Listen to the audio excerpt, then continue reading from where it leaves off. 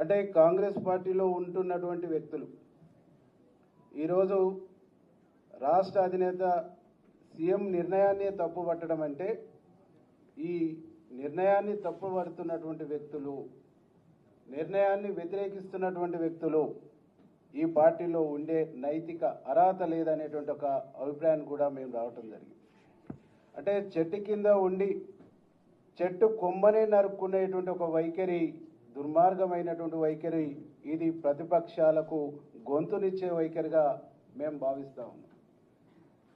కొండా సురేఖ గారు క్రమశిక్షణ సంఘం ఇచ్చినటువంటి నోటీసుకు షోకాజుకు సమాధానం ఇస్తూ నాకు సంబంధం లేదన్న. నీకు సంబంధం లేదన్నప్పుడు నీ బిడ్డ మాట్లాడిన మాటల్ని ఎందుకు ఖండించలేదు?